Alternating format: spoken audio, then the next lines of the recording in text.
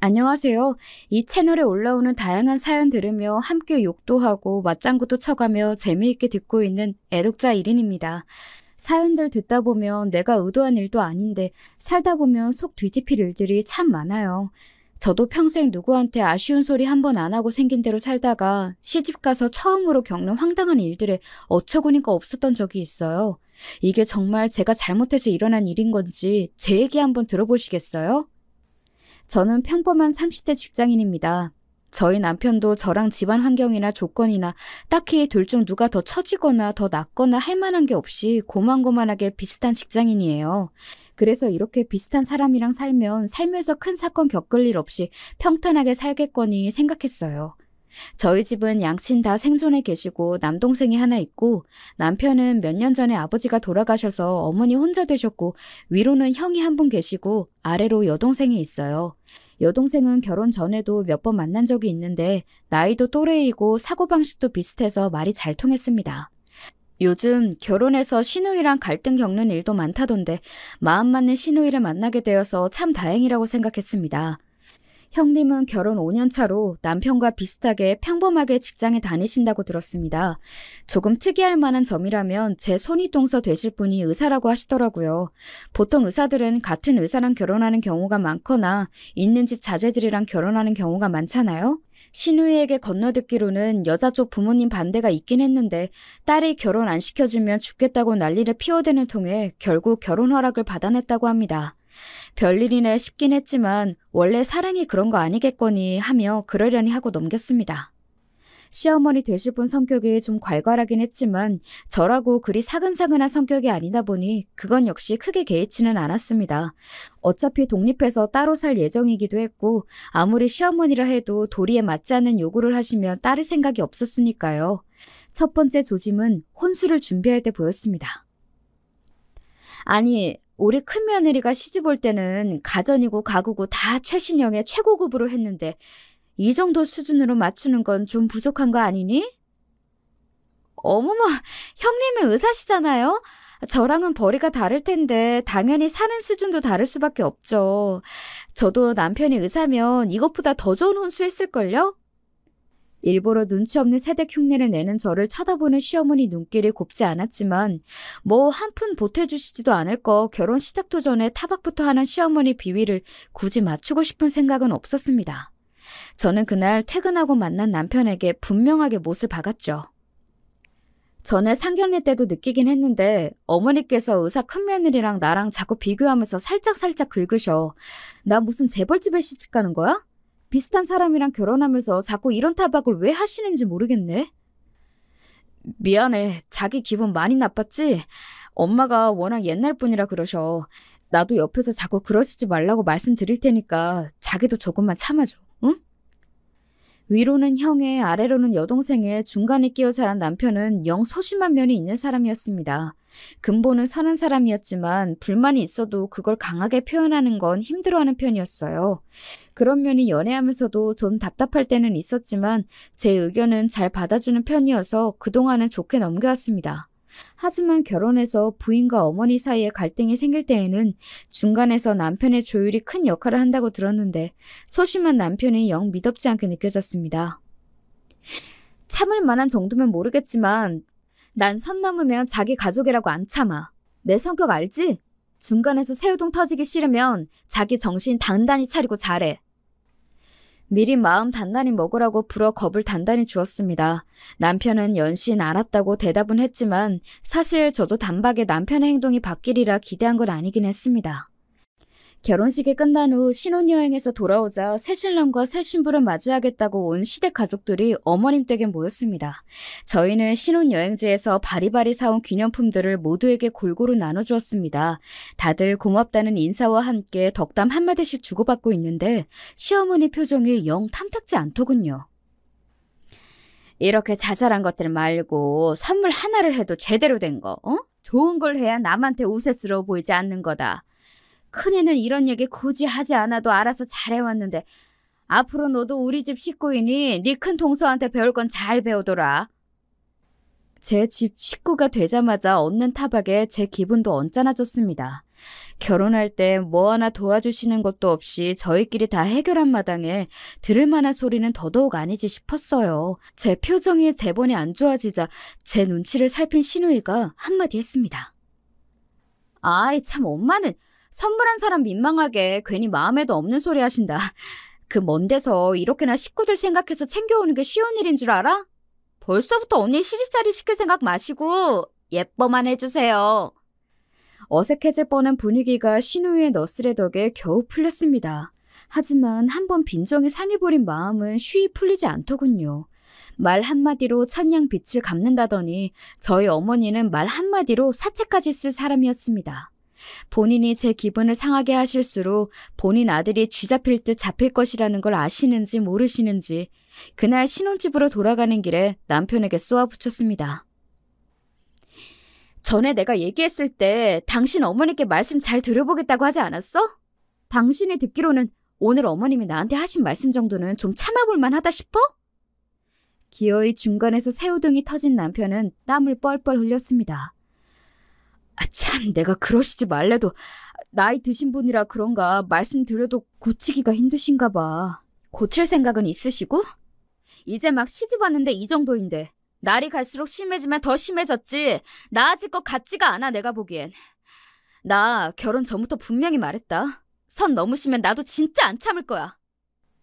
그러자 남편이 한숨을 푹 내쉬었습니다. 그러면서 짐짓 우울한 목소리로 말했어요. 사실 어머니가 원래 편애가 좀 심하셔. 나 어릴 때에도 좋은 거랑 새 거는 다 형한테 돌아가고 나랑 동생은 맨날 쓰던 거 헌 것만 물려받았어. 비슷한 성적을 받아도 형은 오냐오냐 칭찬해 주시면서 나한테는 살가운 말도 잘 안 해주시고 막내는 그래도 타고난 성격에 당창대가 있어서 엄마가 그러셔도 기죽지 않고 제 몫은 잘 찾아 먹었는데 아무래도 나는 타고난 성격도 이렇다 보니 크면서도 늘 손해를 보면서 산 것 같아. 그래도 자식들 시집장가 보내고 나면 좀 나아지지 않을까 생각했는데 그 편애가 형수님한테 옮겨갈 줄은 또 몰랐네. 내가 당신한테 면목이 없다 진짜. 굳이 남편이 구구절절 설명하지 않아도 그간의 집안 분위기로 충분히 예상 가능한 상황이긴 했어요. 남편 성격에 평생 괄괄한 시어머니 밑에서 기도 못 펴고 살았을 걸 생각하니 좀 안쓰럽기도 했습니다. 그러나 그렇다고 해서 남편과 함께 미운 오리 새끼로 구박받으며 살 생각은 추호도 없었습니다. 지금까지는 어땠을지 몰라도 새 사람 들어오면 어머니도 바뀌시는 게 있어야지. 그리고 당신이 지금까지 그렇게 살아왔다고 앞으로도 그런 대접 받는 것도 싫어. 당신도 이제 한 가정이 가장이야. 아닌 건 아니라고 확실하게 딱 부러지게 얘기하고 당신 가족도 지킬 줄 알아야지. 나는 나와 내 남편 지켜야겠으니 하고 싶은 말은 하고 살아야겠어. 당신이 직접 할 자신 없으면 내가 하는 것까지 토달지 마. 남편은 풀이 죽으면서도 다음번에도 무례하게 굴면 참지 않겠다는 제 선언에는 손을 들어주었습니다. 직접 말은 하지 않았지만 남편 역시 아까 신혼여행 선물 타박을 들은 것이 영 기분이 좋지 않은 것 같았습니다. 누군들 안 그렇겠습니까? 그 먼 나라에서 기껏 생각해서 돈 쓰고 힘 들어가며 선물했더니 안 하니만 못한 소리를 들었는데요. 거기다 남편도 혼자 차별을 감당할 때와는 달리 제 척까지 곱지 않은 눈으로 바라보는 제 시어머니께 슬슬 불만이 차오르기 시작한 것 같았습니다. 그래도 처음에 모호한 태도와는 달리 저와 뜻을 같이 하고 있다고 생각하니 앞으로 갈등이 생겨도 오늘처럼 짜증만 나지는 않겠지 생각했죠. 그러고는 결혼식 이후 직장에 복귀하고 저도 남편도 새로운 생활에 적응하느라 정신없이 바빠 첫 시댁 방문의 기억은 조금씩 잊혀가고 있었습니다. 정신없이 오후 업무를 보고 있는데 갑작스럽게 시어머니에게서 연락이 왔습니다. 네, 어머니, 이 시간에 어쩐 일이세요? 얘는 시어머니가 전화 좀 할 수도 있지. 대뜸 첫마디가 그게 뭐야? 나 픽업 좀 와야겠다. 네? 친구들 모임이 있는데 너 결혼하고 처음이니 인사도 할 겸 퇴근하면 곧장 집으로 와. 어머니, 지금 저희 부서 가장 바쁜 요일이에요. 오늘 야근 확정이에요. 일정이 있으면 미리 연락을 주시지. 퇴근 시간 1시간 전에 말씀해 주시면 어떡해요. 아니, 내가 얘기하기 전에 시집을 왔으면 시어머니 지인분들께 먼저 인사를 드리는 게 예의 아니니? 그리고 네가 야근을 하는지 집으로 가는지 내가 어떻게 알아? 가뜩이나 바빠 죽겠는데 짜증이 확 치밀어 올랐습니다. 시댁 쪽 식구들에게 인사를 드리지 않은 것도 아니었어요. 바쁜 와중에도 주말에 쉬지도 못하고 틈틈이 불려가서 어머님 친정 식구들이며 모임 지인분들이며 부지런히도 인사를 드렸습니다. 그런데 평일에까지 꼭 이러셔야 하나요? 저는 끓어오르는 화를 누르며 답했습니다. 그렇게 말씀하셔도 오늘은 업무 때문에 도저히 시간을 뺄 수가 없어요. 형님은 개원이라 6시면 바로 퇴근하시니까 오늘은 형님하고 같이 갔다 오시고 저랑은 다음에 같이 가세요, 어머니. 아니, 그냥 직장인인 너하고 바쁜 의사 선생님이 큰애하고 같아? 순간 인내심이 뚝 끊기는 것 같았습니다. 아니, 형님이 의사면 의사지. 의사인 형님 시간은 금이고 직장인인 제 시간은 똥입니까? 더 대꾸하고 싶지도 않아 지금 바로 회의 들어가야 해서 끊습니다. 딱딱하게 말하고는 전화를 끊어버렸습니다. 친정에서 자라면서는 단 한 번도 부모님께 남동생과 차별받은 적이 없었던 제 입장에서는 남이 저를 이렇게 함부로 대한 역사가 없었습니다. 그래서 이건 열이 받다 못해 다소 기이하게 느껴질 정도였죠. 같은 동시간대 대한민국에서 살고 있는 사람끼리 이렇게나 다를 수가 있다니 어머님을 내 이해의 범주에 넣어서는 안 되겠구나 싶었죠. 야근하고 들어갔더니 전화로 남편이 한 소리를 들었는지 말을 전하더군요. 자기가 엄마한테 쌓인 게 많은 건 아는데 그래도 어른이 말씀하시는 중인데 전화를 끊어버리는 건 좀 그랬어. 뭐라고? 토씨 하나 빼놓지 말고 어머니 말씀하신 그대로 얘기해. 제 매서운 기세에 남편이 우물거리며 말했습니다. 친구들에게 새 며느리 소개를 시키려고 좀 데리러 오라고 했더니 바쁘다고 있는 대로 유세를 부리며 끊더랍니다. 당신 진짜 바보야? 아니면 당신한테 진짜로 내가 그거밖에 안 되는 사람이야? 아무렴 내가 좋게 소개시켜준다는데 유세 떨며 전화 끊었겠어. 퇴근 시간 직전에 갑자기 전화해서는 일이 바빠서 퇴근도 못한다는데 예의 없는 취급하면서 의사 며느리랑 비교하면서 셔틀 취급하는데 그냥 참아? 그딴 소리밖에 못할 거면 앞으로 나한테 어머니 말씀 전하지 마. 문을 쾅 닫고 혼자 들어와 버렸습니다. 부하가 치밀어서 견딜 수가 없었습니다. 제가 도대체 왜 이런 취급을 받아야 합니까? 처음으로 남편과 결혼한 걸 후회했습니다.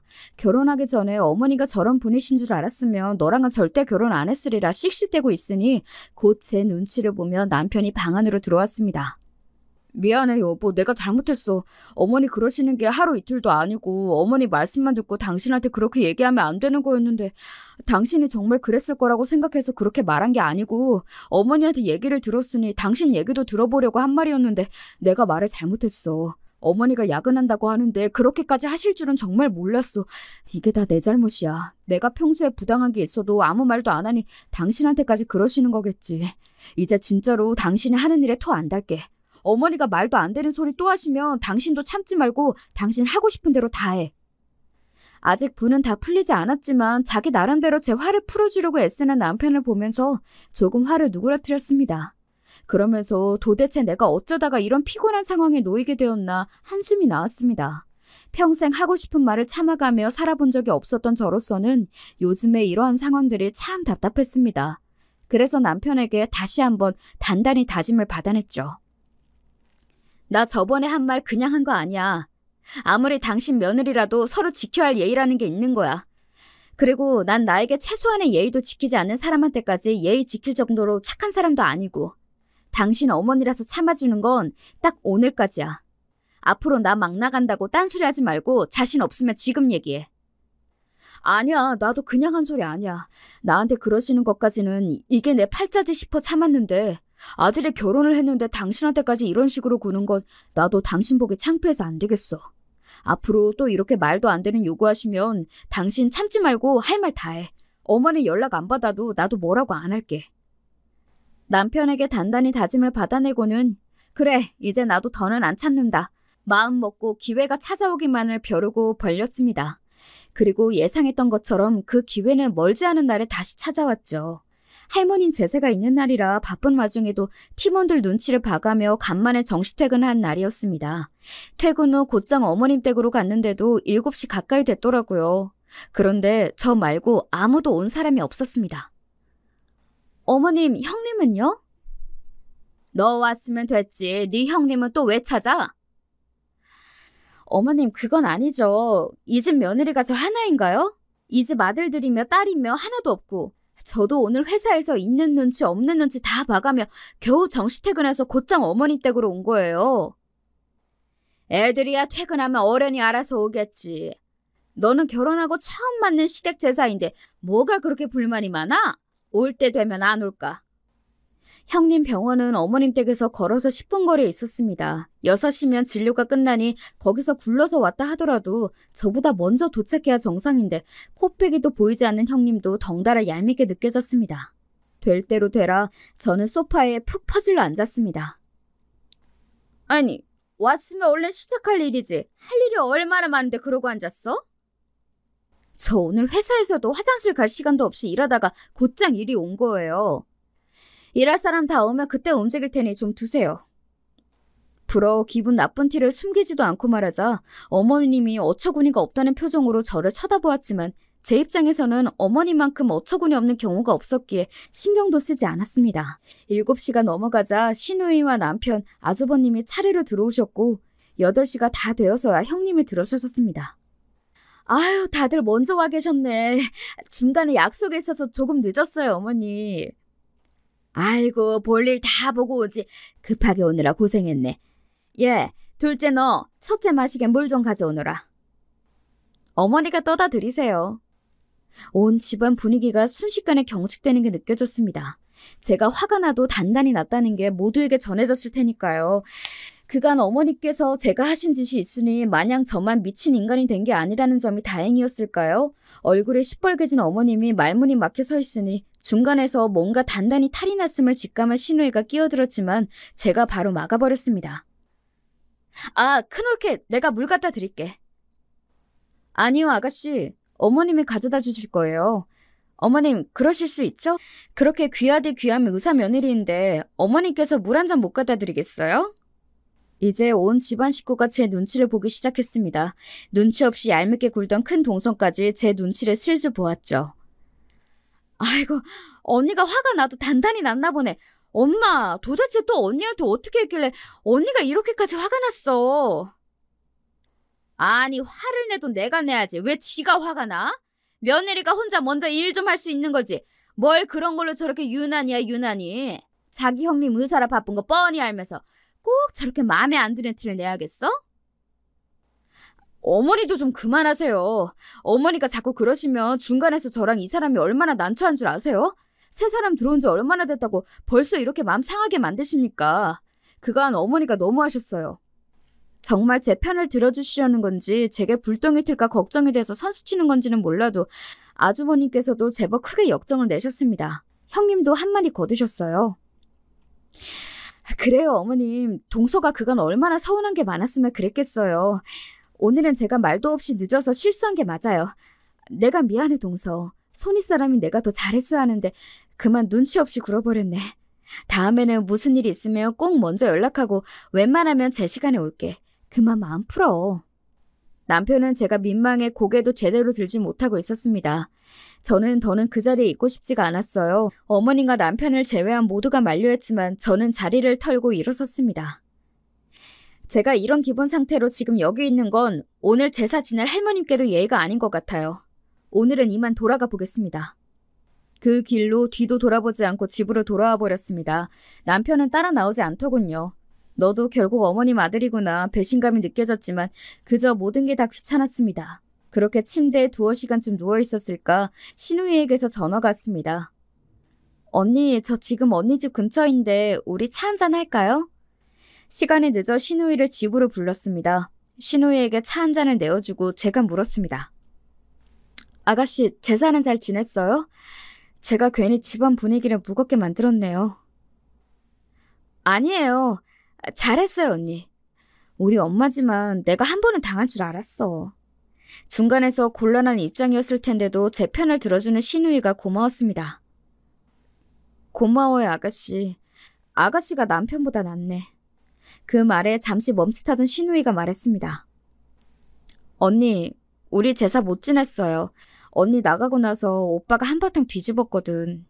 뜻밖의 말에 제가 눈을 동그랗게 뜨고 시누이를 바라보았습니다. 그간 우리라고 쌓인 게 왜 없었겠어. 같은 자식이라도 큰오빠가 엄마한테는 가장 아픈 손가락이라는 거 나나 오빠가 모르지 않았는데 그래도 자기 때문에 언니까지 그런 대접받는 걸 보니 오빠라고 어디 속이 편했겠어요? 그건 오빠도 참 많이 참았는데 언니 그러고 가는 것 보니 그동안 쌓인 것인지 죄다 터져서는 나 우리 오빠가 엄마한테 소리 지르는 거 처음 봤다 언니? 저도 남편이 소리를 지르는 거 단 한 번도 본 적이 없었기에 도무지 상상이 가지 않았습니다. 다소 답답하다 싶을 정도로 참는데 익숙한 사람이 나 때문에 터졌다고 생각하니 아까의 배신감은 어느새 사라지고 상처받았을 남편이 안쓰럽게 느껴졌습니다. 어느 정도였냐면 오빠가 이러실 거면 차라리 얼굴 보지 말자고까지 하더라니까요. 나 진짜 오늘 우리 오빠한테 너무 놀랐어. 오빠가 진짜 그랬어요? 그렇다니까. 신이 나서 설명하는 신우이를 보며 아무리 제 어머니가 내가 잘못을 했어도 나는 남이고 어머님은 엄마인데 저렇게 내 편을 들 수 있는 것도 아가씨 역시 쌓인 게 많아서겠지 하는 생각이 들었습니다. 나도 말을 안 해서 그렇지 크는 내내 큰오빠랑 차별대우 받으면서 참 상처 많이 받았다? 그렇다고 둘째 오빠나 내가 큰오빠보다 딱히 부족하거나 떨어지는 것도 없었는데 그렇게 상처를 받아놓고도 평생을 그렇게 자라와서 그런지 나도 그런 환경에 묻어져 있었나 봐요. 내가 그런 상처를 받았대도 남의 집 귀한 딸인 언니까지 그러도록 보고 있으면 안 되는 거였는데 내가 미안해요. 언니, 앞으로 내가 더 많이 신경 쓸게요. 진심 어린 사과를 전하는 신우이에게 마음을 위로받는 기분이었어요. 사실 사과를 해야 할 사람은 따로 있었지만 내 기분을 이해하고 공감해주는 한 사람이 있다는 게 많이 위안이 됐습니다. 그렇게 신우이가 돌아가고 새벽이 다 되어서야 남편이 집으로 돌아왔어요. 지금까지 어디 있다가 이제 들어와? 남편은 술을 한 잔 한 것 같았습니다.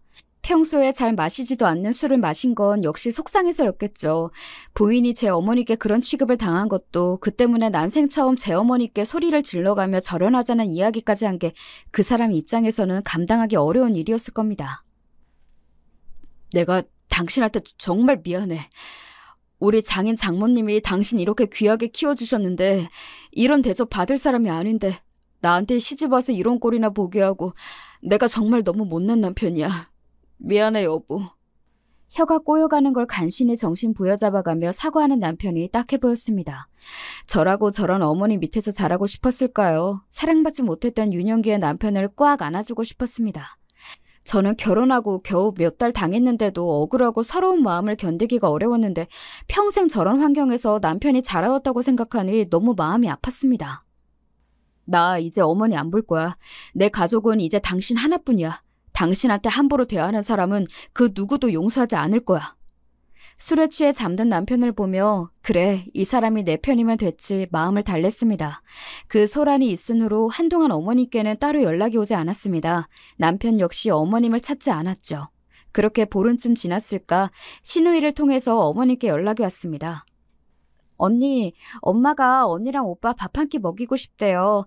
아무래도 언니한테 사과하고 싶은 모양이야. 저 잘못한 거 없다며 끝까지 뻗대실 줄 알았는데 뜻밖의 소식이었습니다. 정말 안 갈 거야? 안 간대도. 소식을 들었는데도 남편은 고집을 피웠습니다. 예전 같으면 상상도 못할 일이었어요. 저는 비록 어머님이 잘못하시긴 했어도 모자 사이를 갈라놓은 게 아닌가 마음이 쓰이지 않을 수가 없었습니다. 끝까지 잘못을 인정하지 않는다면 모르겠지만 그래도 사과하겠다는 뜻을 보였잖아요. 그래서 슬그머니 남편을 찔러보았습니다. 안 간대도 그러네. 여전히 고집을 피우는 남편에게 말했습니다. 사과를 안 하려고 하셨으면 나도 이런 소리 안 했을 거야. 그런데 사과하시겠다잖아. 사실 나도 나인데 나는 당신의 어머님한테 꼭 사과를 받았으면 좋겠어. 그간 평생 당신한테 잘못하셨잖아. 사과 받고 나서 어머님을 계속 보든 지금처럼 안 보든 그것까진 뭐라고 하지 않을게. 그래도 난 당신이 한 번은 사과를 받아야 당신 그간 받았던 서름이 좀 풀릴 것 같아. 내가 내 엄마를 모르겠어? 평생을 저렇게 사신 양반이야. 지금이야 생전 안 그러던 내가 그렇게 세게 나오니까 당황해서 저러시는 거겠지. 지금 굽히고 들어가면 또 금방 똑같아질 거야. 그렇게 되면 괜히 당신만 더 고생이야. 그건 그때 되어봐야 알지. 그리고 정말 당신 말처럼 똑같이 예전처럼 그러시면 그때 가서 안 봐도 되는 거잖아. 이대로 당신이랑 어머니 사이가 영영 틀어지면 나도 영 개운치 않을 것 같아서 그래. 남편은 여전히 마뜩지 않은 기색이었지만 제가 일주일을 설득한 끝에 어머님의 초대를 받아들이기로 했습니다. 거의 한 달 만에 보는 작은 아들 내외와 어머님 사이는 어색하게 짝이 없었죠. 중간에서 시누이가 분위기를 풀어보려고 무진 애를 썼습니다. 엄마, 오빠도 아직 마음 안 풀렸는데 언니가 어머니 보러 오자고 설득해서 온 거래. 언니가 정말 큰 사람이야. 엄마는 이런 며느리 얻은 걸 감사해야 해. 시어머니의 표정이 떨떠름하긴 했지만 사과를 하려고 불렀다는 말이 거짓은 아니었는지 어머님이 어색하게 입을 여셨습니다. 내가 행동거지를 좀 조심했어야 하는데 그렇지를 못해 너희들 속을 많이 상하게 미안하다. 아는 거 없는 늙으니까 뭘 몰라서 그랬겠거니 하고 이번만 한번 넘어가다오. 사과치곤 두루뭉실하고 담백했지만 남편 입장에서는 평생 처음 받는 어머니의 사과일 테니 그 정도로 만족하고 넘어가기로 했습니다. 남편의 표정 역시 여전히 굳어 있었지만 그래도 평생 저 잘못한 거 없다며 떵떵거리며 살아온 제 어머니의 사과에 조금은 표정이 풀어진 것도 같았습니다. 그렇게 다소 어설프기는 하지만 어찌저찌 일이 풀리고 예전만큼은 아니지만 간간히 어머님과 서로 안부 전화 정도는 주고받았습니다. 예, 요새 네 남편은 어찌 지내니? 그 사람이야 잘 있죠.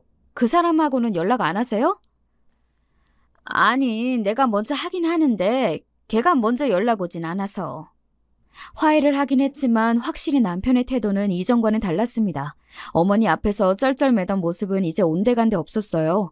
한 번 미련을 털어낸 적이 있어서인지 오히려 남편은 홀가분해 보였습니다. 이제 아쉬워진 건 어머님 쪽이 되었죠. 평생 찍어 눌러가며 제 입안에 혀처럼 굴던 아들이었는데 이제는 먼저 연락을 해도 대면대면 했으니까요. 처음에는 제 눈치를 보며 연락을 자주 안 하던 어머님도 답답하셨는지 아들이 궁금할 때면 제게 연락을 해오셨습니다. 아니 아무리 나한테 서운한 게 있다고 해도 그렇지 늘 하던 연락도 뚝 끊고 결혼하고 확실히 변했어. 슬슬 제 탓에 시동이 걸리는 듯하여 아무런 대꾸도 하지 않았습니다. 저 역시 걸려오는 전화를 피하지는 않았지만 그간의 일이 없던 일이 되는 것도 아닌데 아무 일도 없었던 것처럼 어머님을 대할 수는 없었습니다. 애초에 싹을 잘라야 한다는 생각도 들었고요. 아들만큼은 아니지만 못지않게 대면대면한 며느리에 대한 불만이 느껴졌으나 애초에 본인이 자초한 바가 없지 않으니 굳이 신경 쓰지 않았습니다. 가급적이면 따로 찾아뵙는 일도 자제했습니다. 그간의 경험으로 봐서는 서로 최대한 안 보는 것이 분란을 만들지 않는 방법이라는 생각에 저도 남편도 동의했습니다.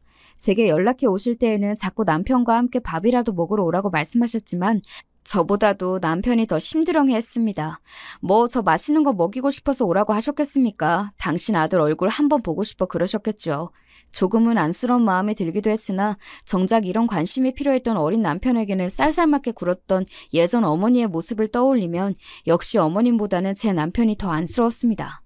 하지만 거절도 한두 번이지 어머님은 자꾸 밥 먹으러 오라고 하시는데 남편은 거절을 반복하니 중간에 낀 제 입장이 슬슬 껄끄러워지기 시작했습니다. 제가 불만을 토로하자 남편은 당신도 더는 어머니 생태 받아주지 말고 자꾸 곤란한 요구하면 전화 받지 마. 라며 냉정하게 나왔습니다.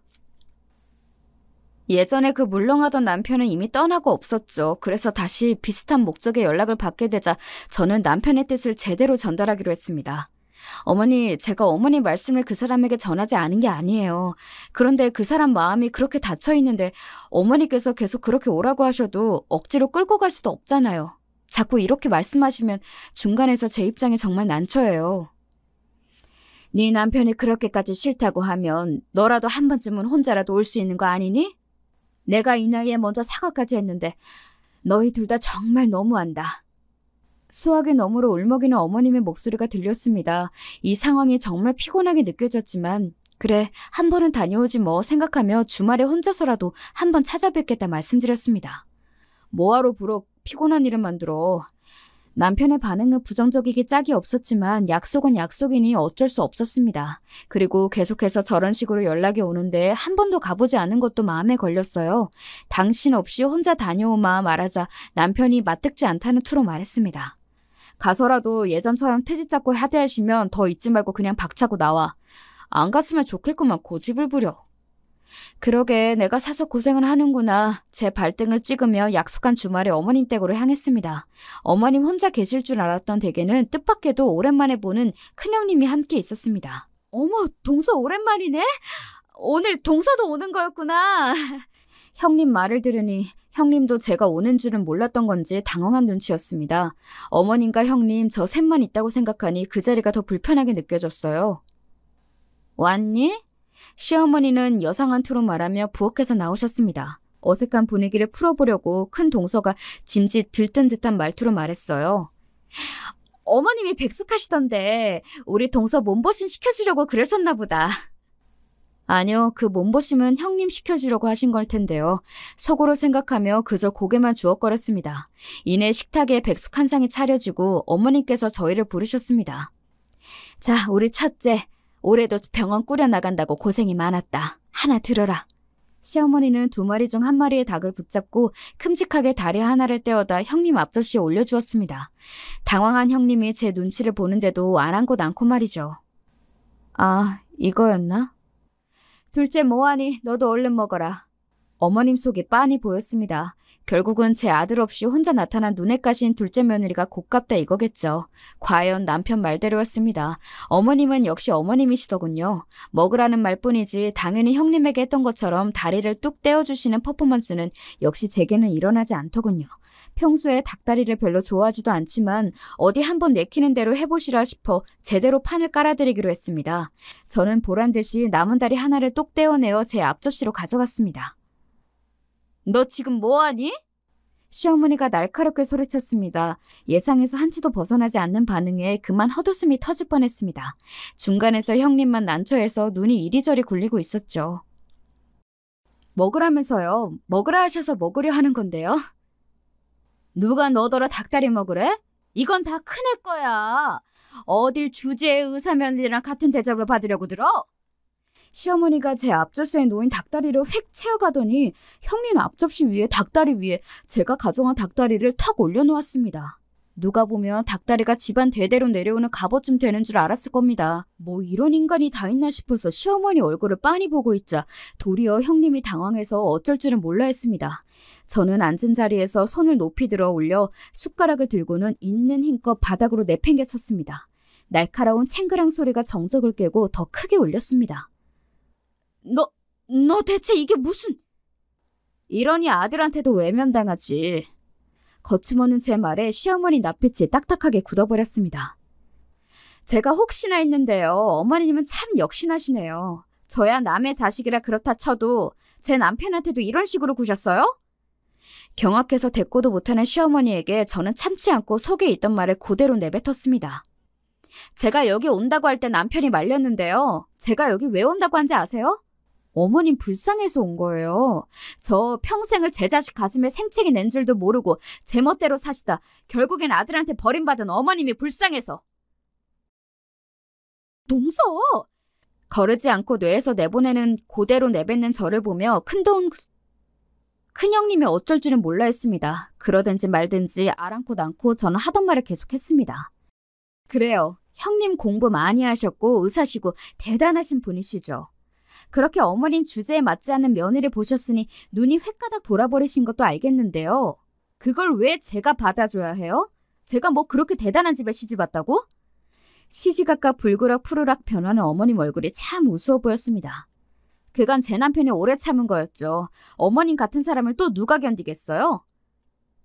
너 때문이야! 시어머니가 분을 못 참겠는지 소리를 꽤 질렀습니다.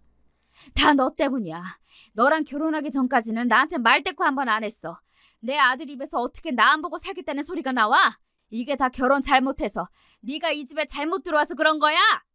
부끄러운 줄도 모르고 미친 소리를 하는 시어머니가 가소로워 보였습니다. 저 때문이 아니라 제 덕분인 거죠. 제 남편이 저 아니었으면 평생 저 아껴줄 줄도 모르는 매정한 어머니 밑에서 평생 상처받으며 살았을걸. 이제라도 제정신 차렸으니 어머님은 저한테 고마워하셔야 해요. 물론 고마운 줄도 모르시겠지만 오늘이 저 여기 마지막으로 오는 날이에요.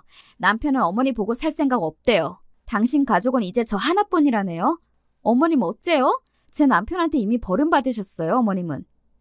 이 말을 끝으로 저는 미련 없이 그 자리에서 돌아섰습니다. 현관 밖으로 나오는 제 귀에 시어머니가 세상이 떠나가도록 오열하는 소리가 들렸어요. 그렇게 서럽게 우는데도 단 한 톨의 동정심도 들지 않았으니 저도 시어머니한테 더 이상 떨어질 정도 없었던 모양입니다. 저는 그 길로 곧장 제 친정집으로 향했습니다. 엄마, 나 백숙해줘. 갑자기 나타난 저는 그게 웬 뚱딴지 같은 소리야? 친정엄마는 황당해하면서도 좀처럼 이거 해달라 저거 해달라 하는 성격이 아닌 제게서 받은 간만의 주문에 어쩐지 조금 신나 보이셨습니다. 얘가 왜 평소에 안 하던 소리를 해? 하시면서도 예고 없이 찾아온 딸이 반가우셨는지 결혼 전처럼 함께 손을 잡고 장을 보는 내내 기분이 좋아 보이셨어요. 되도 않는 남의 엄마한테 에너지 쏟지 말고 내 엄마한테나 잘할 걸 속으로 생각하며 괜히 엄마한테 투정을 부렸습니다. 엄마, 나 백숙 4마리 해줘, 4마리. 그걸 누가 다 먹는다고? 눈을 휘둥그레 뜨시면서도 속으로는 백숙용 생닭 4마리를 카트에 집어넣는 엄마에게 철없는 어린애처럼 말했습니다. 닭다리 8개 내가 혼자서 다 먹을 거야. 얘가 왜 생전 안 부리던 식탐을 다 부린대? 그래, 너 다 먹어라, 너 다 먹어. 다 커서 시집까지 간 딸의 말도 안 되는 억지에도 마치 어린 딸내미를 보듯 사랑이 가득한 엄마의 눈을 보면서 순간 남편이 안쓰러운 마음에 가슴속에서 뭔가가 울컥 올라오는 기분이었습니다. 그때 남편에게서 전화가 걸려왔습니다. 저는 평소처럼 전화를 받고는 말했죠. 자기, 엄마 집으로 백숙 먹으러 와. 뭐? 분명 무슨 일인지 알고 제게 전화를 했을 겁니다. 제가 그러고 나왔는데 형님이 아무리 눈치가 없다 해도 남편에게 연락하지 않았을 리가 없잖아요. 무거운 마음으로 전화를 걸었을 남편은 아무렇지 않은 제 목소리에 오히려 당황한 눈치였습니다. 엄마 백숙이 먹고 싶어서 친정집에 왔어. 우리 엄마 백숙 잘해. 우리 오늘 저녁은 엄마 아빠랑 같이 먹자. 제 말에 남편은 그만 말문이 턱 막힌 듯 했습니다. 한참을 말이 없다 곧 가겠다며 전화를 끊더군요. 백숙을 삶는 내내 엄마가 쉴 새 없이 제잘제잘 딸에게 말을 거는 소리가 주방에 가득 찼습니다. 평소 남말에는 신경 쓰지 않는 제멋들인 성격 탓에 잘 넘어갔다고 생각했는데 그간 알게 모르게 제게 막대하는 시어머니에게 마음을 다쳤었던 모양이에요. 바쁜 딸이 시간을 쪼개 찾아왔다는 것만으로 생복해하시는 엄마 모습을 보면서 그래, 부모에게 사랑받는 느낌은 이런 거였지 마음이 녹아내리는 것만 같았습니다. 굳이 남편까지 불러서 백숙을 먹이려 한 건 남편이 오늘의 기억을 또다시 상처로 남기게 두고 싶지 않아서였어요. 비록 제 친부모는 아닐지라도 서로를 사랑하는 가족 틈에서 따뜻한 저녁 식사 한 끼를 먹이고 싶었습니다. 금세 도착한 남편과 저 친정 부모님까지 내 식구가 도란도란 한 식탁에 머리를 맞대고 앉아 백숙을 먹기 시작했습니다. 저희 엄마가 본인 몫의 닭에서 다리 2개를 뜯어다 저와 본인 사위 밥그릇에 척 얹어주셨습니다. 그러자 저희 아빠가 본인 몫의 닭에서 다리를 하나 뜯어 엄마 밥그릇에 얹어주셨어요. 저는 제 몫의 닭에서 떼어낸 닭다리 하나를 남편 밥그릇 하나 더 올려주었습니다. 어머 여보 얘 좀 봐. 아까 닭다리 8개 자기가 다 먹을 거라고 생떼를 쓰더니 곳에 제 닭다리까지 제 신랑한테 넘겨주네. 제 남편이라고 챙기기는 딸 자식 키워봐야 소용이 없구먼. 짐짐 너스레를 떠는 엄마 아빠 앞에서 겸연쩍게 웃으면서도 남편은 행복해 보였습니다. 고개를 숙이고 열심히 닭다리를 뜯는 남편 눈에 살짝 고인 눈물은 모른 척했습니다. 부디 남편이 오늘 이 자리를 오랫동안 기억해 주길 바랐습니다. 그 이후로 시어머니와는 완전히 절연했습니다. 마지막에 가슴에 무언가 더 맺힐 것도 없이 하고 싶은 말을 죄다 퍼부어주고 온 탓인지 미련도 아쉬움도 일절 남는 것이 없었습니다. 어설프게 남아있던 동정심까지 사라지고 나니 오히려 홀가분했습니다. 남편이 이런 마음으로 시어머니를 찾지 않았던 걸까 싶었습니다. 소식을 들은 시누이는 예상했던 대로 온전하게 저희 편이 되어주었습니다. 시어머니의 행태에 질릴 대로 질린 시누이가 더는 적당히 제 어머니의 비위를 맞춰주지 않고 맞받아치자 그 둘 사이에서도 큰 싸움이 있었다고 합니다. 시누이 역시 오빠처럼 더 이상 어머니에게 지고 들어가지 않기로 결심한 모양이었습니다. 그간 시어머니의 감정 쓰레기통 노릇을 지긋지긋해했던 시누이도 더는 시어머니 연락을 받지 않고 있었어요. 내 엄마인데도 일이 징글징글한데 언니한테도 오죽했겠어요. 시누이는 길게 말하지도 않고 저 한마디로 상황을 깔끔하게 정리하더군요. 시어머니와는 틀어지더라도 시누이와의 관계는 유지하고 싶었던 제 입장에서는 고마운 일이었습니다. 시누이와는 지금도 남편의 동생이자 마음 잘 통하는 친구를 잘 지내고 있습니다. 아주버님과 형님과는 대면대면하긴 하지만 그렇다고 나쁠 것도 없는 관계로 지내고 있습니다. 시어머니와의 볼장 다 보인 마지막 모습을 형님이 고스란히 다 지켜보았으니 사실 제게 정이 떨어진다 해도 딱히 할 말이 없었는데 본인이 사랑을 받는 입장임에도 불구하고 차별받는 제 입장을 이해해준 모양이었습니다. 남편과 시누이, 제가 받을 사랑까지 모두 독차지한 두 분이지만 뭐 그게 또 두 분 잘못은 아니니까요. 게다가 저희 중 그 누구도 그 사랑을 원하지 않으니 더 이상 두 분께 딱히 유감할 것도 없었습니다. 남편은 그 이후 저보다 더 뻔질나게 저의 친정집 문턱을 드나들고 있습니다. 처음엔 어색해하더니 이젠 제가 야근하는 날이면 아예 퇴근을 저희 친정집으로 합니다. 남편이 하도 자주 오니 저희 엄마가 농담처럼 아이고 늙은이들이랑 노는 게 뭐가 재미있다고 자꾸 와. 오지 마. 남편에게 면박을 주어도 예전 같으면 그 농담을 곧대로 듣고 민망했을 남편도 제법 뻔뻔해졌습니다. 민선이랑 노는 것보다 장인어른 장모님이랑 노는 게 더 재미있어요. 쫓아내지 마세요. 하나뿐인 사위가 부리는 애교가 싫지 않으신지 이젠 남편이 저의 친정 식구들과 섞여 있는 모습도 그리 어색한 그림이 아니게 되었죠. 저만 혼자 따돌리고 뭐가 그리 재미있는지 셋이서 수톡대고 있는 걸 보면 어처구니가 없긴 하지만 사실 정말 기분이 나쁘지는 않아요. 처음에는 그간 제 아내가 제 어머니에게 받은 구박과 서름 때문에 미안한 마음에 더 저희 친정 부모님께 잘하는구나 싶었는데 지금 와서 생각해보면 정작 제 어머님에게서는 제대로 받지 못한 애정을 결혼하고 나서야 제 부모님께 받게 된 것이 남편도 썩 마음에 들었던 것이 아니었을까 하는 생각이 들기도 합니다. 저도 이제는 예전에 주눅든 모습이 많이 사라지고 제 엄마 아빠에게도 자연스럽게 대하는 남편의 모습을 보며 이제는 예전에 상처가 많이 치유된 것 같아 따뜻한 기분이 들곤 해요. 저도 사람이다 보니 어쩔 수 없이 드문드문 꼭 시어머니와의 관계가 이렇게까지 될 필요가 있었을까 하는 생각이 불쑥 치고 올라올 때가 있습니다. 하지만 제가 수백 번 수천 번 이런 마음을 먹어봐야 상대방의 시어머니가 여전히 시어머니인 이상 별 의미 없는 가정이겠죠. 물론 제 거침없는 성질머리가 갈등의 불씨를 더 빠르게 당겼다고는 생각하지만 다시 생각해봐도 제가 더 참았다고 해서 결과가 달라지지는 않았을 것 같아요. 그저 제가 속 끓이는 기간만 더 길어질 뿐이었겠죠. 그래서 가끔 그런 생각이 들더라도 그것이 후회로 이어지지는 않습니다. 그보다 저는 제 남편이 비로소 그간의 상처에서 벗어나 정서적으로 완전히 어머니에게서 독립한 것이 만족스러울 따름입니다. 누구도 다른 사람과 부딪히는 상황을 달가워하지는 않을 거예요. 어지간해서는 서로 맞춰가며 살고 싶어하는 게 당연하고 또 남들과 갈등을 빚는다는 건 정서적으로도 참 필요한 일이니까요. 하지만 타인의 마음이 제 마음 같을 수는 없는 노릇이니 살면서 언제든 이런 갈등을 다시 겪을 수도 있겠죠. 그럼에도 불구하고 타인에게서 스스로를 지키고 제게 함부로 대할 수 없게 하려면 저부터가 저 스스로를 최우선으로 두고 스스로에게 당당해지는 것이 먼저인 것 같습니다. 여러분도 당장의 갈등이 두려울지라도 단지 갈등을 피하려는 이유만으로 남들이 여러분을 상처 입히는 것을 내버려 두고 스스로를 등한시하지는 않으셨으면 합니다. 그게 제가 결혼을 통해 배운 가장 중요한 것이거든요. 참지 않아야 할 순간에 참지 않은 것이 제게는 상황을 타파하는 데 도움이 되었습니다. 물론 이런 일을 겪지 않는 게 가장 좋겠지만 갈등의 순간이 온다면 한 번쯤 제 이야기를 떠올려 주셔도 좋을 것 같아요. 긴 얘기 들어주셔서 감사합니다.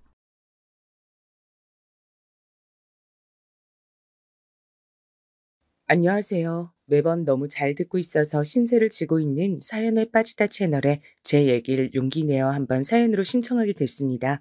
저는 중년 나이의 남자고요. 아직 스스로를 청년이라고 지칭하고 싶지만 이젠 그럼 정말 양심 없단 소리를 들을 것 같은 나이가 됐네요.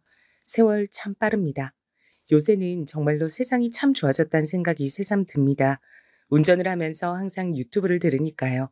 차량과 제 휴대폰이 자동으로 연결이 되니 못할 게 한 개도 없습니다. 불과 20 몇 년 전까진 차에서 기껏 카세트 테이프나 들었는데 말이죠. 그렇지 않나요? 매해 여름마다 해수욕장 계곡 같은 곳들을 놀러 가던 차 안에는 카세트 테이프에 담긴 흥겨운 댄스 음악들이 흘러나오곤 했어요. 부모님께서 잘 들으시던 테이프는 여러 가수들의 히트곡들이 한 곳에 담긴 모음집이었습니다. 제가 종종 시내에 놀러 나갈 때면 그런 것들을 사오곤 했네요. 유별나게 기억나는 테이프 하나가 있습니다. 어느 날 리어카의 각종 가요 테이프들을 실어 판매하시던 아저씨한테 최신 히트곡 모음집을 구매했죠. 표지에 가장 크게 나와 있던 얼굴은 김건모였습니다. 당시에 제가 그걸 10,000원을 주고 샀습니다. 어머니께서 노발대발하셨어요. 5,000원 줄까 하다가 선심 써서 용돈 10,000원 줬더니 두고두고 잘 쓰진 못하고 이걸 어떻게 10,000원을 주고 사와? 그 아저씨도 미쳤지. 정말 미쳤어. 세상 물정 모르는 어린애를 등쳐먹네. 거기 어디야? 리어카 어디 있었어? 시내 문구점 바로 옆에 있긴 했는데 리어카 끌고 계속 돌아다녀서 정확히 몰라요. 근데 엄마가 그거 알아서 뭐 하시게요? 뭐 하기는 당연히 내일 당장 가서 따져야지. 아주 제대로 따지고선 돈도 도로 돌려받을 거야. 너 내일 엄마하고 같이 시내 갈 준비나 해둬. 그래서 제가 바닥에 엎어져서 거의 울다시피 떼를 썼습니다. 왜냐고요? 놀 곳이라곤 시내밖에 없었는데 거기서 리어카 아저씨랑 싸우는 엄마를 두네라고 소문이 번지면 어쩐답니까? 하늘이 무너져 내리는 듯 했습니다. 어릴 땐 또래 친구들에게 잘 보이는 게 세상 그 무엇보다 중요했으니까요. 도대체 왜 거기까지 가서 따지냐고, 엄마는 김건모 좋아한다고 했으면서 왜 기껏 생각해서 사오니까 화를 내냐고, 꼴랑 10,000원 가지고 왜 이러냐고 저는 숨이 넘어가도록 고집을 피우며 막 따져댔습니다. 그러자 어머니께선 자식 이기는 부모 없다며 한숨을 쉬시는 것을 끝으로 그 테이프를 품으셨죠. 김건모의 노래가 담겨 있었던 최식 히트곡 모음집 테이프는 꽤 오래도록 저희 집 거실에서 그리고 아버지의 차 안에서 흘러나왔습니다. 어머니께선 아까워서라도 많이 들어야 한다고 하셨었죠. 그땐 제가 철이 없어서 몰랐는데 시간이 지나 보니까 알겠더라고요. 그 테이프에 10,000원이나 줬던 게 얼마나 황당한 일이었던지요. 그때와 비교할 수 없을 정도로 고물가 시대인 지금이라 할지라도 선뜻 그런 걸 10,000원이나 주고 사기에 망설여지니까 말입니다. 전 제가 눈탱이를 맞았던 줄도 모르고 그 테이프의 음악이 흘러나올 때마다 남몰래 뿌듯해했었습니다. 테이프를 너무 잘 샀다고 착각하면서 말입니다. 저희 가족이 마지막으로 걱정 근심 없이 즐겁게 보냈던 여름 휴가철에도 그 테이프가 아버지 차에선 흘러나왔습니다. 해수욕장을 향하는 동안 뒷좌석에선 전 친구들에게 빌려온 만화책을 받고 여동생은 인형 2개를 양손에 쥔 채 나름의 인형놀이를 했었어요.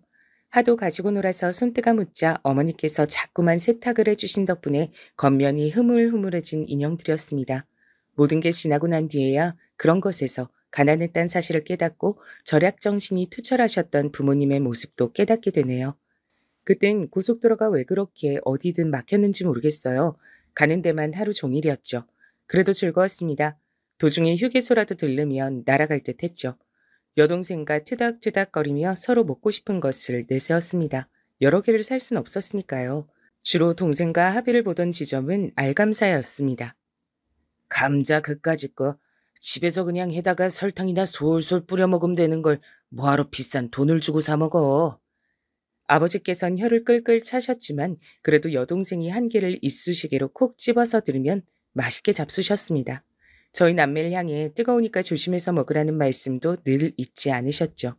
오래 걸려서 목적지로 가는 것 자체가 가족 여행이었던 그런 유년 시절의 추억과 행복이 있다는 것만으로도 나이가 든 지금은 무척 감사하게 여겨집니다.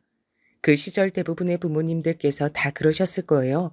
피곤하고 힘들어도 자식들 위해서 남들 다 가는 나들이는 꼭 빠질 수 없었던 그 마음들 말입니다. 즐거웠던 그때의 여름 휴간, 아버지와 내 식구가 함께 떠났던 마지막 여행이 됐습니다. 아버지께선 추석 명절을 단 며칠 앞두고 화물차에 치이는 사고를 당하고 마셨습니다. 화물차 운전수는 명절을 앞두고 일을 빨리 해치우고 싶은 생각만 가득한 나머지 경황 없이 구는 바람에 아버지를 보고도 허둥지둥하다가 사고를 냈다고 실토했고요. 그리고 덧붙인 말이 돈 없다, 죄송하다 였습니다. 저희 가족이 무너져 내린 순간이었죠. 내가 자식 새끼들 위해서라도 마음 굳게 먹고 정신 차려야지. 난 나약해질 수 있지만 자식 둔 엄만 나약할 수 없는 법이야. 그 말을 명심하며 정신 다 잡아야 돼. 병원 화장실에서 찬물로 세수를 하고 나오신 어머니께서 당신의 뺨을 쳐가며 그렇게 중얼거리시던 모습을 제가 봤습니다. 중환자실에 아버지께서 홍수 상태로 계신 상황에서 저와 동생은 극도의 불안감을 느끼며 어머니가 잠시만 안 보여도 가슴이 철렁 내려앉곤 했었죠. 그때도 어머니께서 갑자기 안 보이니까 여동생과 손을 잡고 어머니를 찾으러 다녔던 거예요. 그리고 화장실 앞에서 그런 어머니의 모습을 발견했을 때 전 조용히 여동생을 잡아 끌고 저희 남매가 원래 있던 자리로 돌아갔습니다. 그리고 그때 이후로 2번 다신 어머니께서 눈앞에 안 보인다 해서 불안해하며 찾으러 다니는 짓을 하지 않았습니다. 여동생이 울고 보채면 제 선에서 달래고 조용히 시키게 됐죠. 나도 더 이상 어린애가 아니야. 할머니가 전에 그러셨잖아. 내가 아들이고 장남이니까 집안에 대들보라고 내가 잘 커야 된다고. 그러니까 부모님께 의젓한 자식이 되자. 내가 약하게 구니까 동생도 나를 따라하는 거잖아. 내가 솔솜수범을 보여야 돼. 어머니께서 자신의 뺨을 세게 쳐가며 정신을 다 잡으시던 모습은 저에게 충격이었고 제 사고방식을 완전히 바꿔놓았던 겁니다. 아버지께서 제발 무사히 회복하시길 매일같이 기도했죠. 여동생이 아버지를 위해 접기 시작한 종이학은 금세 개수를 엄청 늘려가기 시작했습니다. 어디서 자꾸 그렇게 접을 종이가 생기는 건가 했는데 여동생이 했던 말이 자기 학교 친구들이 색종이를 줘서 그걸로 접는 거라고 했었죠. 소원을 담은 종이학이라니. 그때가 순수한 낭만이 있던 시절이었다는 걸 저는 종이학이 상징한다고 생각합니다. 의료진과 대화를 나누는 어머니의 모습을 멀찍이서 몰래 살펴보곤 했었는데 그럴 때마다 엄마의 표정이 좋질 않았어요. 그래서 아버지께서 회복하시는 게 불가능일 거라는 것을 저는 알게 됐죠. 종이학을 접는 여동생에겐 말하지 않았지만요. 시간이 지나며 저는 남몰래 마음의 준비를 하고 있었고 쌓여가는 병원비에 일가 친척들이 모두 갑갑한 가슴을 두드리며 안타까워했습니다. 애석하게도 당시 집집마다 여유가 있진 못했거든요. 저만 남몰래 마음의 준비를 하고 있다고 생각하던 어느 날 의료진이 공식적으로 마음의 준비를 해놓으시라 그랬습니다. 심장이 쿵 떨어졌고 제 옆엔 동생이 종이학을 가득 담은 상자를 떨어뜨렸습니다. 저희 남매가 엿듣고 있었단 사실을 어머니께선 그제야 아시고 깜짝 놀라 뒤를 돌아보셨어요. 왜 따라와서 듣고 있었냐는 책망을 하시진 못했습니다. 동생이 엉엉 울기 시작했기 때문에 그걸 달래느라 바빠지셨거든요. 전 아버지와의 이별을 준비하며 그간 추억을 곱씹었고 동시에 하늘을 원망했습니다. 단란하게 잘 살던 저희 가족에게 왜 이딴 시련을 주냐고, 왜 하필 우리 집이냐고 원망을 퍼부었죠. 그땐 정말 한 집안의 가장에게 병고가 닥치면 비극이다라는 말이 저절로 나오던 시절이었는데 든든한 아버지께서 한순간에 이렇게 되신 것이 너무나도 원망스러웠습니다. 2달하고도 약 일주일 정도를 병원에 실려오신 이후로 혼수 상태에서 누워만 계셨던 아버지와의 이별을 하게 되던 날이었어요. 아주 늦은 밤중이었는데 의료진이 착잡한 얼굴로 복도 자리에서 꽉 붙어 앉은 채 온기를 나누며 침묵하고 있던 저희 3사람을 불렀습니다. 그래서 아버지 곁으로 갔죠. 이젠 마지막 인사를 드려야 할 때였고 그 인사를 아버지께서 들으실 수 없음이 슬펐습니다. 사고를 당하셨던 날 아버지께선 유독 일찍 출근을 하셨었고 저희 남매는 그날따라 늦잠꾸러기들이었기 때문에 인사조차 하질 못했거든요. 미치게 아쉬웠죠. 눈물을 훔치던 그때 정말 놀라운 일이 벌어졌어요. 숙연한 틈을 타 여동생이 종이학 상자를 아버지의 얼굴 옆에 내려놓은 건데요. 그러고 나서 몇 초 지나지 않았을 때 아버지의 눈꺼풀이 파르르 떨리더니 잠시 후에는 눈동자가 보였습니다. 저희 다 깜짝 놀라서 난리가 났었죠. 다가온 의료진은 엄청 놀라면서도 의식은 없으신 것 같다고 했지만 전 왠지 모르게 아버지와 마지막 인사를 나눌 수 있을 거란 확신이 들었습니다. 아버지, 제가 혹시 아버지 들려드릴 수 있을까 싶어서 마이마이 가져왔어요. 아버지가 올해 제일 많이 들으셨던 테이프 있죠? 제가 사왔던 거요. 아버지께 말씀 안 드렸던 것 같은데 저 사실 그거 10,000원 주고 사왔던 거예요. 그래도 아버지 차에서 맨날 들을 수 있어서 좋았어요. 신나는 곡이 나오면 운전도 더 흥겹게 된다고 하셨잖아요. 아버지, 혹시 신나는 노래 들으며 떠나시면 가시는 길도 흥겨우실까요? 더 이상 아버지가 안 아프셨으면 좋겠어요. 고통을 다 벗고 헐헐 날아가셨으면 좋겠어요. 저는 그렇게 눈물로 말씀을 드리며 주머니에서 챙겨온 카세트 테이프 플레이어를 꺼냈습니다. 마이마이로 불렸던 물건이었죠. 이어폰을 아버지의 귀에 꽂아드리던 그 찰나에 제 눈앞으로 풍경이 스쳐갔어요. 고속도로는 앞뒤로 꽉 막혀 있고 더운 날에 피어오르는 아지랑이. 그럼에도 모두가 짜증보단 설렘으로 길을 떠났던 휴가철. 그때 우리 가족이 차 안에서 즐겨드렸던 가요들. 2번 다신 아버지와 함께 그런 여름 휴가를 보낼 수 없다는 사실에 가슴이 먹먹해졌습니다. 어떤 부분을 들어도 흥겨운 댄스 음악이 나왔던 그 테이프였죠. 재생 버튼을 누르고 얼마 뒤 아버지의 눈엔 눈물이 고였습니다. 듣고 계신 것이었죠. 귀에 꽂은 이어폰으로 흘러 넘어오는 댄스 음악이 흥겨우신지 아버지께선 아픔으로 붉고 거무죽죽해진 얼굴 위로 슬쩍 미소를 지으셨습니다. 그대로 세상을 떠나셨어요. 조용히 미소를 지으신 채 천천히 눈을 감으신 게 마지막이었습니다. 청각은 사람이 죽는 마지막 순간까지도 남아있는 기관이라고 하던데 그래서 편하게 웃으며 떠나신 것 같다는 어떤 간호사분의 너그러운 목소리에 그제서야 저희 세 식구는 커다란 울음을 터뜨렸죠. 모두가 울음바다인 밤이었어요. 아버지를 떠나보내고 한쪽 구석이 텅 비어버린 것 같은 가슴을 아는 채 다시 일상을 살게 됐습니다. 저희 가족의 가장 큰 별이 져버렸는데 세상이 놀라울 정도로 평온하고 아무렇지도 않게 굴러가고 있다는 걸 그때 체감하고서 기분이 얼마나 이상했던지 모릅니다. 제 우주가 무너진다 해도 이 세상의 진짜 우주에겐 아무런 타격이 없는 거더라고요. 세상은 정말 무섭고 차갑구나. 이런 세상을 아버지는 어떻게 살아오신 걸까? 친가는 특히나 돈도 없는데 그런 환경에서도 잘 이겨내고 결혼하시고 나랑 동생 낳으시고 비록 작지만 안락한 보금자리도 마련하시고 아버진 대단한 분이었어. 내가 아버지처럼 해낼 수 있을까? 더욱 의연해져야겠다고 생각했어요. 전 아직 어린 학생이었지만 본능적으로 제가 이 다음에 커서 든든한 가장 역할을 해야 한다고 마음을 먹고 있었습니다. 철없이 굴던 모습은 모두 저버린 채 앞만 보고 나아가기로 결심한 뒤 일을 악물었죠. 노는 걸 좋아하는 친구들을 다 정리하고 공부에만 매진했습니다. 동생은 아버지를 그리워하며 이따금씩 울적해했지만 어머니께서 씩씩하게 버티고 계셨으므로 그런 어머니의 모습을 보며 힘을 얻는 것 같았어요. 자식 새끼들이 있는 한 난 슈퍼어머니야. 내가 못 해낼 게 세상에 있을까봐 두고 보라지. 전보다 더 열심히 보란 듯이 잘 살아줄 테니까. 어머니께선 친구분과 통화하시며 그런 말씀을 하셨죠. 전 그 소리를 듣고 마음이 든든했습니다. 쉬는 날 없이 어머니께선 일을 하셨던 걸로 기억합니다. 남의 장사를 도와주셨고 공장 일도 병행하셨죠. 꼭 그렇게 고생하며 일을 하셔야 하냐고 제가 언젠가 여쭤본 적이 있었는데 그때 어머니께선 고개를 가로저으시며 하루 24시간 1년 365일도 부족하다고 하셨어요. 돈 벌 생각을 하면 자는 시간도 아깝게 느껴진다 하셨죠. 그러면서 제가 대학을 잘 가는 것이 가장 큰 보람이니까 저보고 열심히 하라고 하셨습니다. 그 앞에서 결의가 솟지 않을 만큼 제가 불효자식인 건 아니어서요. 그 이후로 더 코피 쏟으며 죽어라 공부했죠. 이른 아침에 등교해서 자정에 가까운 늦은 밤중에 귀가를 했으니 입시 생활 동안 저는 집에서 잠만 딱 자고 거의 안 붙어 있었던 셈인데요. 주말엔 학원과 독서실을 다녔던 시기. 어느 날 제가 문제집을 챙겨서 나가려는데 어머니와 여동생이 옥신각신하는 소리를 언뜻 들었습니다. 제발 그 종이약 들은 상자 이제 좀 갖다 치워. 왜 자꾸 갖다 버리라고 하는데요? 내 거야. 내가 알아서 할 거야. 그러니까 상관하지 마세요. 그게 집에 아직 있단 생각만 해도 아주 기분이 우중충해지니까 그렇지. 사람 기분 잡치게 하지 말고 좋은 말로 할 때 버려.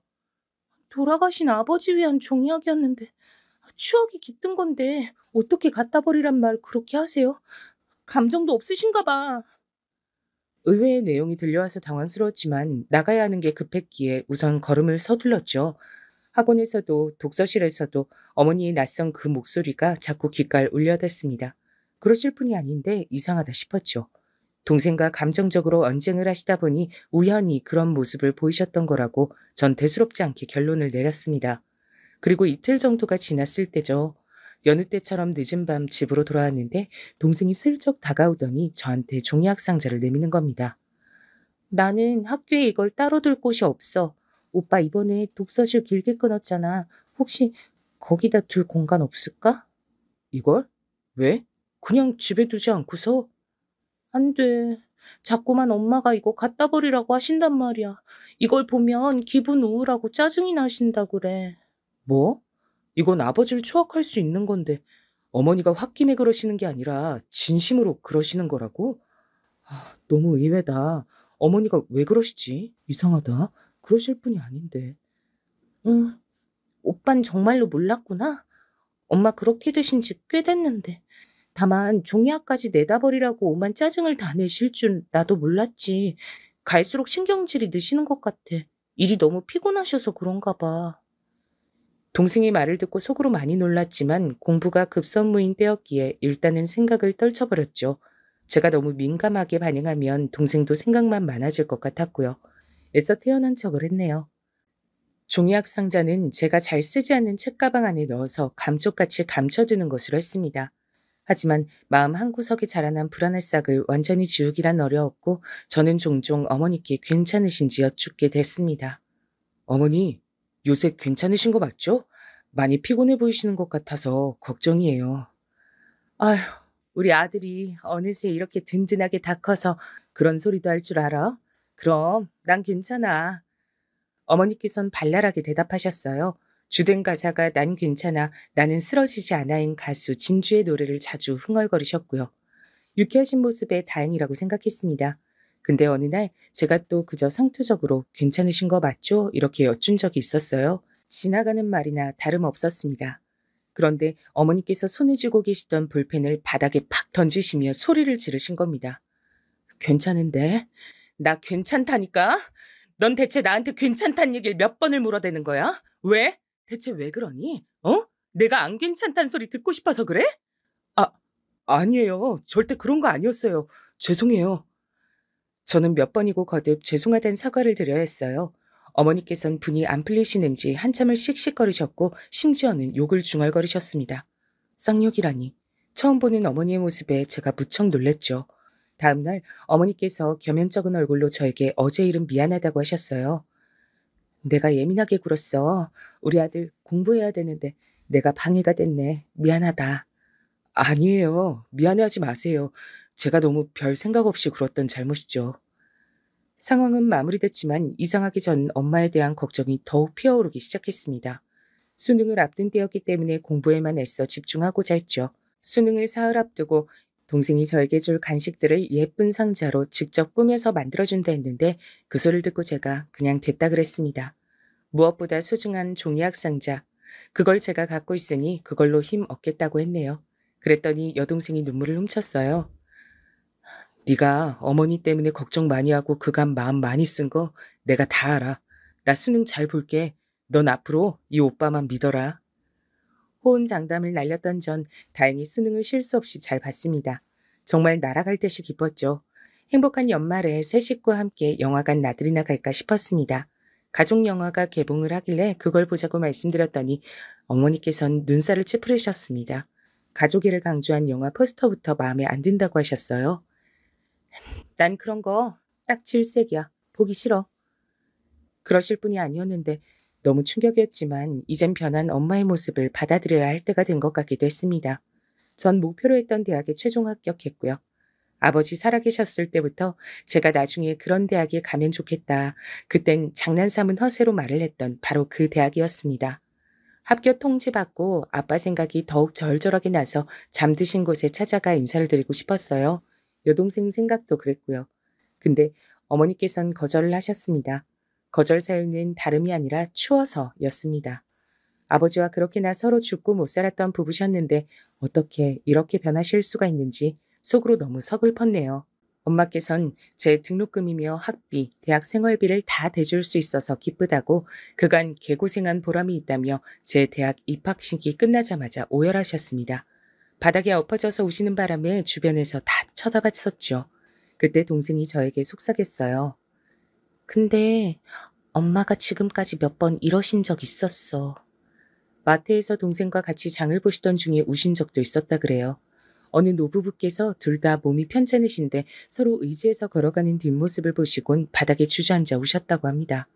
부족했던 전 그때까지도 엄마께서 왜 그러시는지 미처 몰랐습니다. 이유를 알게 된 건 그때로부터 몇 년이 더 지나서 제가 대학을 졸업하기 직전이었습니다.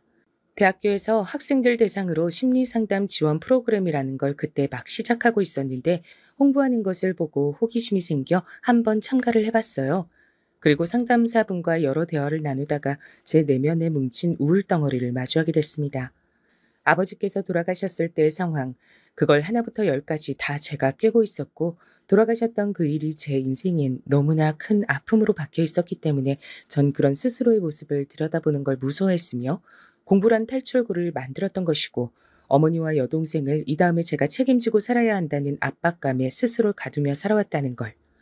그런 사실들을 알게 됐죠. 제 자신인데도 제가 절 잘 몰랐더라고요.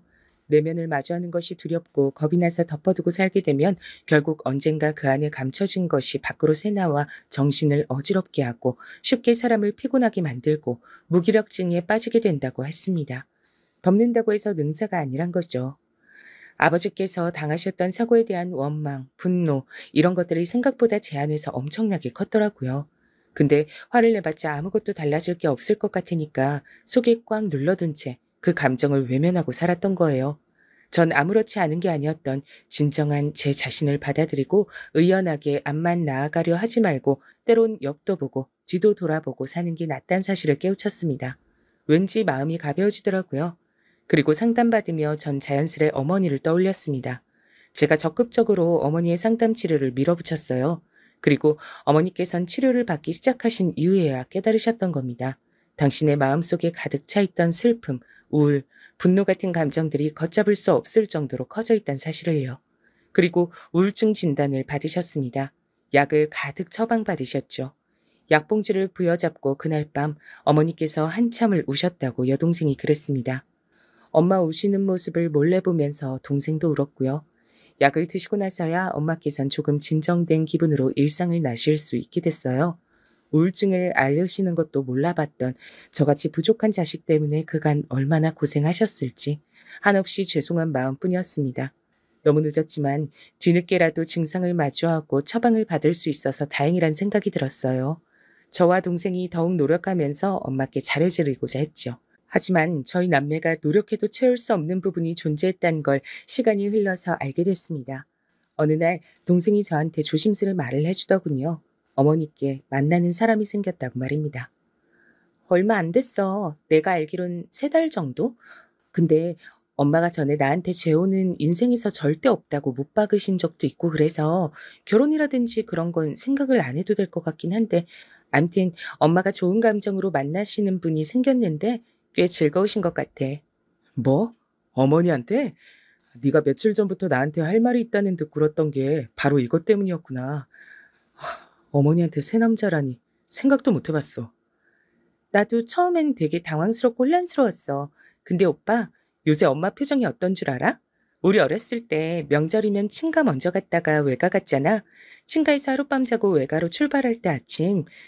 그때마다 엄마는 친정까지 언제 가냐, 갈 길이 고말리다 이렇게 혼잣말을 한숨처럼 하시면서도 얼굴엔 은은한 웃음꽃이 피어 있었지. 난 그걸 설렘이라고 생각했었어. 아버지 돌아가시고 나서 엄마 얼굴엔 설렘을 느껴본 적은 단 한 번도 없었는데 요새는 엄마 얼굴에서 바로 그 설렘이란 게 보이더라. 동생이라고 해서 어떻게 어머니의 새 남자가 흔쾌히 받아들여졌겠나요? 그러나 어머니를 위해 포용하기로 한 것이죠.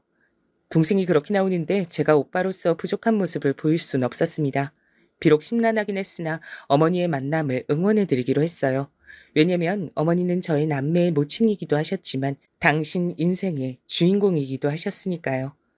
어머니께서 만나시는 분은 어머니보다 연상이셨고 자식 하나를 두셨으며 병으로 배우자를 떠나보낸 뒤 2번 다시 재혼 의사가 없으신 분이었습니다. 그건 저희 어머니와 생각이 같았죠.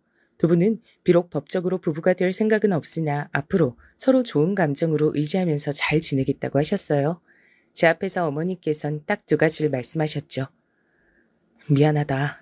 그리고 정말 고맙다. 저는 말없이 어머니를 안아드렸습니다. 어릴 땐 어머니가 여장부처럼 보이기도 했었는데 제 품에 안기신 어머니는 너무 왜소했습니다. 그만큼 어머니가 나이 드신 것 같아 슬피기도 했지만 제가 어느덧 장성하여 엄마를 지켜드릴 수 있게 된 것 같아서 벅차기도 했습니다. 엄마께서 새로이 인연을 만나신 뒤 심적으로 안정되고 여유를 찾으신 게 보였어요. 그건 저희 남매가 채워드릴 수 없는 영역이었던 겁니다. 그 모습까지 보고 나자 저는 무의식적으로 저도 이제 결혼해도 되겠다는 생각이 들었죠. 좋은 짝을 만나서 가정을 이루고 멋진 남편이자 아버지가 되고 싶었습니다. 그런 생각을 가지고 만난 아내는 화사한 인상의 조용한 성격의 소유자였습니다. 솔직히 자기 시어머니의 남자친구, 시누이한테 처음 한 번에 싹싹하게 다 잘하기 힘든 건데 아내는 그걸 해내더라고요. 어머니께서도 아내를 무척 마음에 들어 하셨어요. 이런 며느리를 얻게 되다니 당신은 복도 많다고 하시며 결혼 생활에 간섭 안 할 테니 둘이서 알콩달콩 잘 살아보라 하셨습니다. 흔쾌한 허락이었죠. 여동생도 자기가 새언니가 마음에 든다고 하면서 이런 새언니라면 자기가 안심하고 유학길에 오를 수 있겠다 그랬습니다. 동생은 공부를 오래 하는 것에 뜻이 있더라고요. 대학원까지 갔을 때부터 알아봤어야 했는데 하다 유학까지 준비하는 걸 보고 제가 2손 2발 다 들었습니다. 그래서 동생을 위해 따로 모은 돈을 유학비로 선뜻 내어 주었고요. 저의 그런 행동을 보면서 아내가 되게 좋아했어요. 여보처럼 가족을 아끼고 사랑하는 남자랑 결혼해서 난 무척 행복한 여자라고 생각해. 세상에서 제일 가깝고도 먼 게 난 가족이라고 생각하거든. 가장 쉽고도 어려운 관계가 바로 가족 간 관계고. 그래서 난 아무튼 우리 여보가 가정적인 남자라서 그게 너무 좋아. 아내가 그런 말을 하는 이유를 왠지 알 것 같았습니다. 장인어른께선 건강이 안 좋으셨는데요. 아내가 조심스레 말을 하기론 장인어른께서 예전에 간 이식 수술을 하신 이유로 그렇게 되신 것 같다 그랬어요. 당신의 사촌 형이 옛날에 간 이식이 간절했을 때 장인어른께서 고민 끝에 해주셨다고 합니다. 그때 아내는 어려서 상황을 잘 몰랐고 장모님께선 반대를 하셨다고 해요. 근데 장모님의 반대 의견을 별로 효력이 없었어요. 이건 너무 부끄러운 얘기지만 우리 엄마가 그것보다 더 이전에 계모임을 잘못 드셨다가 돈을 한번 날리셨거든. 그것도 아빠 몰래 우리 집 돈을 거기다 넣어두셨다가 그렇게 된 거였어. 개똥 같고 누가 야반도주를 할 줄 알았다면 엄마도 절대 안 그러셨을 테지만. 암튼 그 때문에 온 집안 식구들이 한숨 짓고 난리도 아니었어. 그런 사고를 쳤던 장본인이니 발언권 따윈 없다면서 친가 쪽 어른들께서 우리 엄마를 무시하셨던 거야. 그래서 아빤 묘한 압박을 받으시면서 결국 간을 이식해 주셨지. 아내는 그때 자기가 어려서 뭘 잘 몰랐던 탓에 장인 어른을 말리지 못했던 걸 두고 후회하고 있었습니다. 죄책감마저 느끼고 있는 모양이었어요. 간 이식만 해준다면 하늘의 별도 달도 다 따다 줄 것 같이 굴었다던 사촌 형이라는 그 집은 3년 후 캐나다로 이민을 가버렸다고 합니다. 장인 어른께 10원 한 장도 안 주었다네요. 돈을 주겠다 주겠다 말로만 계속 그러더니 뒤로는 이민 준비를 했던 겁니다. 심지어는 장인어른께서 간 이식 수술 이후 컨디션 저하로 힘들어하시자 그때부터 사람 마음 불편하게 그런 소린 왜 하냐며 그 집에서 화를 내기도 했었대요. 아내는 그것을 두고 갯돈 야반도주 사건이나 간 이식받고 이민 가버린 것들이나 뭐가 다를까 하며 한탄했죠. 일이 그렇게 됐으니 필연적으로 친척들 사이의 분위기가 뒤숭숭해졌죠. 어쩐지 아내가 결혼식에 올 친척들 많이 없으니까 아담한 예식장이 좋겠다고 했었는데 그런 이유였던 겁니다. 장인어른 간이식 때문에 아내는 자기 친가와 그 이후로 교류를 거의 끊고 살았고요. 그렇다면 아내의 외가가 남아있지 않겠냐고요? 이쪽은 약간 문제가 있었다고 합니다. 다름 아닌 장모님 때문이었죠. 계모임 사기를 당해서 돈을 날리셨던 이후 여전히 장모님께선 당신의 친정 식구들에게 가장 먼저 손을 벌리셨던 거예요. 나중에 다 갚겠다는 호언장담으로 친정 식구들에게 돈을 십시일반 거두어 내신 장모님께선 그걸로 날아간 생활비를 채우지 않으시고 도박을 하셨습니다. 돈을 한 번에 잃었으니까 얻는 것도 한 번에 얻으면 될 거라고 우리 엄마 그때는 생각이 그렇게밖에 안 드셨대. 뭐에 홀리셨던 건가 봐. 하지만 도박이 괜히 사회 악으로 불리겠나요? 장모님께선 단 이틀 만에 그 돈을 다 날리셨고요. 전말을 알게 된 장모님의 친정 식구들이 난리가 났었다고 합니다. 근데 얼마 뒤에 장인어른 간 이식 수술이 있었던 거예요. 그런 분위기 속에서 어떻게 장모님께 돈 내어놓으라고 그분들이 계속 난리를 치실 수 있었겠나요? 그래서 다들 그냥 입 다물게 되셨다고 합니다.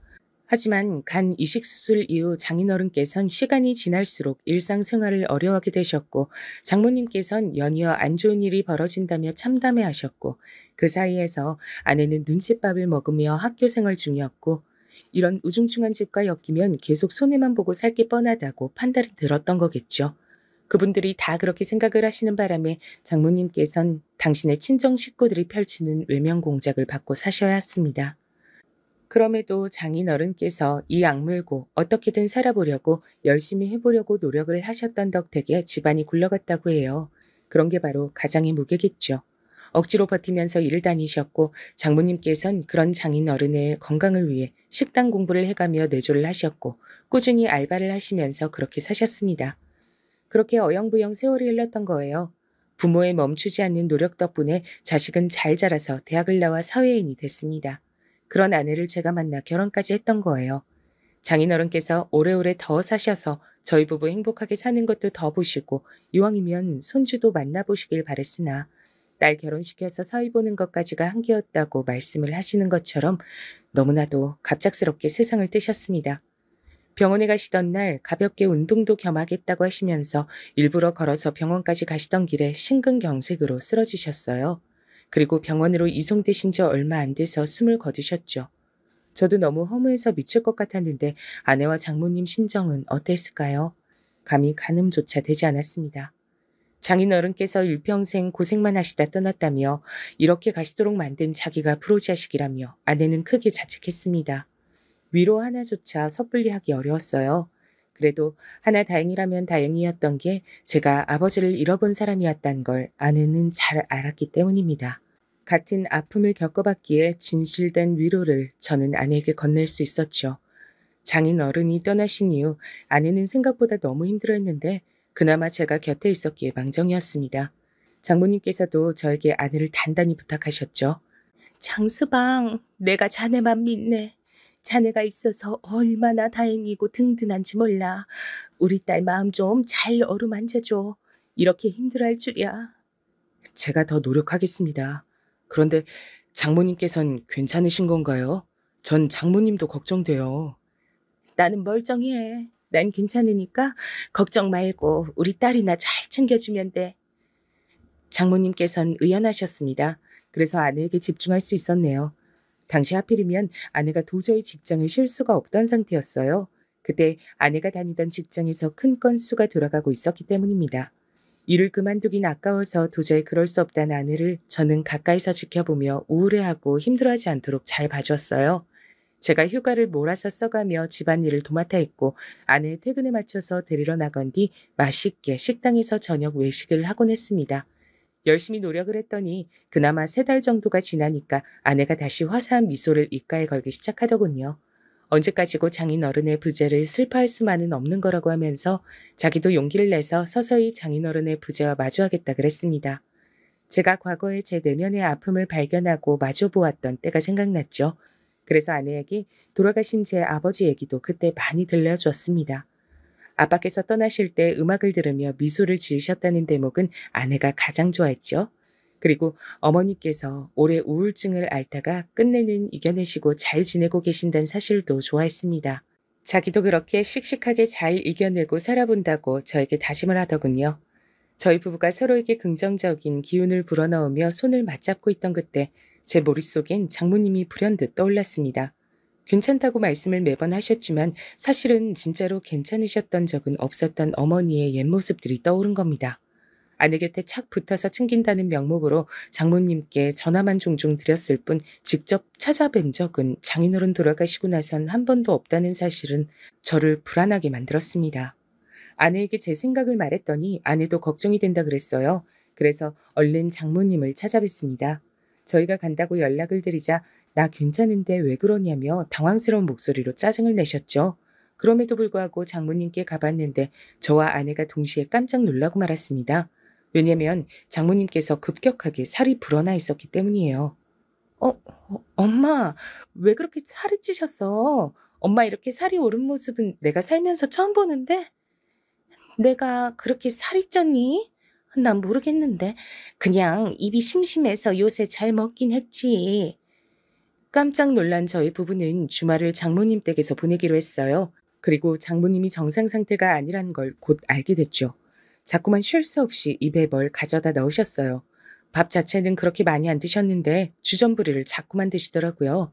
아내가 그만 좀 먹으라고 하자 울컥하시면서 자리를 뜨기까지 하셨습니다. 예전에 제 어머니 모습이 겹쳐 보이더라고요. 그래서 더 물러날 생각 없이 장모님을 설득해서 진지하게 대화를 나눠봤죠. 그랬더니 장인어른께서 돌아가신 이후로 속이 허전하고 뭔가 공허한 느낌이 들었는데 입에 뭘 먹고 있으면 그 느낌이 거의 안 들어서 좋았다고 하시는 겁니다. 우울감을 폭식으로 해결하고 계셨던 거죠. 장모님의 고백에 아내가 눈물을 훔쳤고 저도 가슴이 너무 아팠습니다. 장모님께서는 스스로의 문제를 이제 자각하셨으니 앞으로 먹는 걸 줄이고 산책을 열심히 다니면서 기분 전환을 해보겠다고 했어요. 이대로 무너지지 않을 테니 걱정 말라면서 저희 부부에게 의연한 모습을 보여주셨습니다. 어른께서 그렇게 말씀하시는데 거기서 더 걱정의 말씀을 드리는 건 무례한 것 같아 그저 알겠다는 대답만 드렸네요. 장모님께서 스스로 이겨낼 수 있도록 믿고 지켜보는 일도 필요할 듯 싶었습니다. 장모님 걱정이 됐는지 아내가 수시로 연락을 그 후로 드렸고요. 규칙적으로 산책을 많이 다니신 장모님께선 반년 뒤 다시 원래 체중을 되찾으셨습니다. 여기까진 참 다행이었는데 아내의 말론 장모님께서 다시 회복된 몸 상태로도 채워지지 않는 허전함을 느끼고 계신 것 같다 그랬어요. 이제 영영 우리 엄마가 예전처럼 신명나게 웃으시는 모습까진 다시 볼 수 없을 것 같아서 그게 좀 겁나네. 내가 이런 말 하면 당신이 안 좋아할 수 있을 거란 건 알지만 조심스레 꺼내보는 건데 혹시 장모님께 좋은 분이 생긴다면 낫지 않을까? 뭐? 그럼 우리 엄마한테 남자친구를 만들어드리잔 거야? 아내가 당황하길래 전 절대 나쁜 의도가 없었다 설명하며 제 어머니의 경우를 예시로 들었죠. 그랬더니 아내가 진지하게 고민을 하더라고요. 장인어른께서 건강 문제로 근 몇 년간 유독 고생을 많이 하셨는데 그렇게 되기 이전까진 장모님께선 이런저런 모임에도 많이 참석을 하시고 굉장히 사교적으로 일상을 보내셨단 거예요.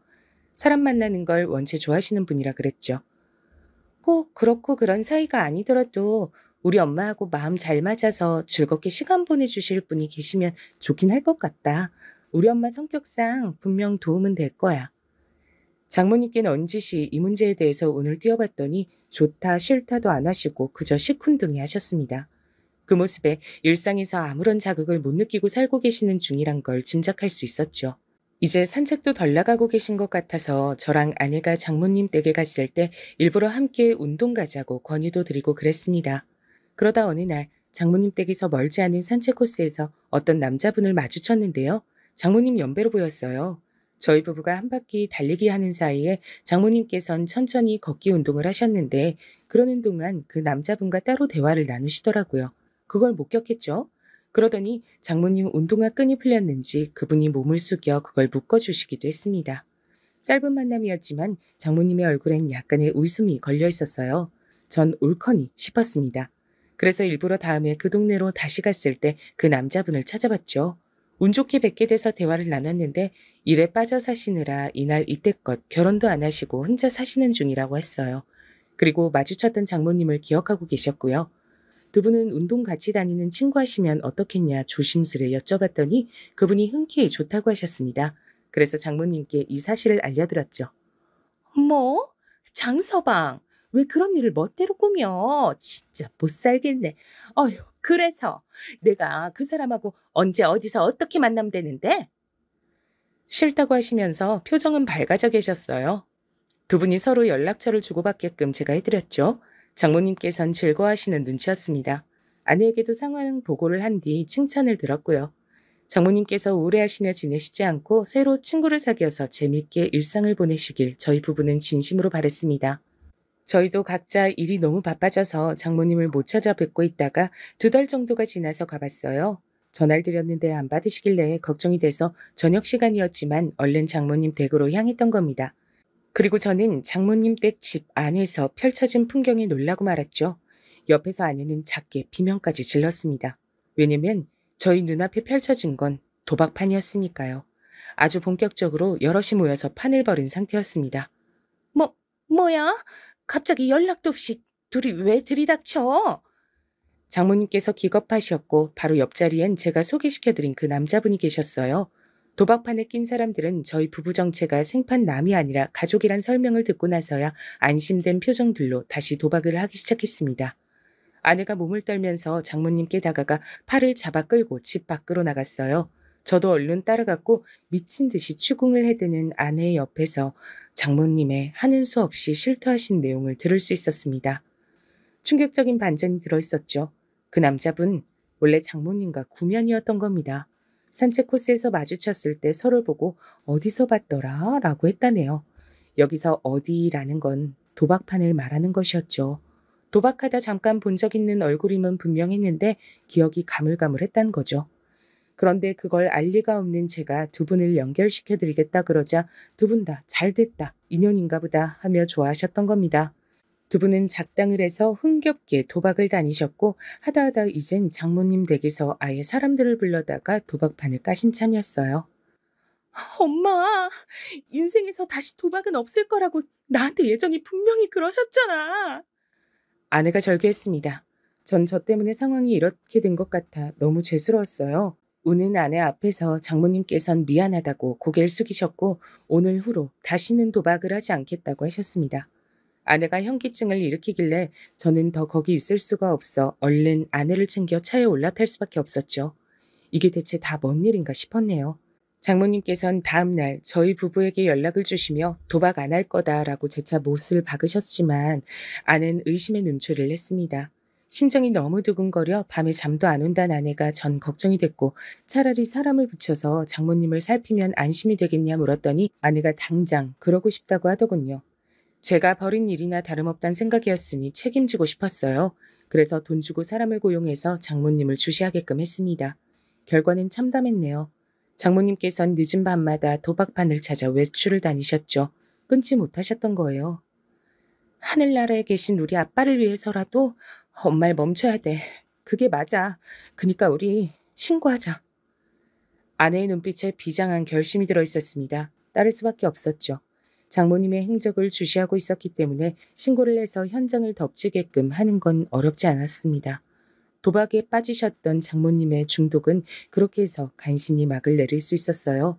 그 이후 옛날에 장모님께서 도박으로 돈을 다 날리시는 바람에 빌려준 돈을 못 받으셨던 장모님의 친정 식구들, 그분들이 나서주셨습니다. 큰이모가 이번에 외할머니 계신 요양원 근처로 이사를 가시게 됐거든. 그러면서 그 이사간 집에서 우리 엄마도 데리고 같이 사시겠대. 도박에 디귿자도 못 떠올리도록 농사일을 엄청 맡기실 거라고 그러더라. 그 말씀 듣고 왠지 안심됐어. 아내가 씁쓸한 미소로 말을 하며 저에게 몸을 기댔을 때 이제서야 모든 상황이 평온해졌음을 알 수 있었네요. 하지만 방심은 금물이니 장모님께서 또 잘못된 유혹에 빠지시는 일이 없도록 저희 부부도 신경을 기울이고 있어야 할 것 같습니다. 하늘나라에서 제 아버지 그리고 장인어른께서 어쩌면 같이 나란히 앉아 이 모든 것들을 지켜보고 계셨을지 모르겠네요.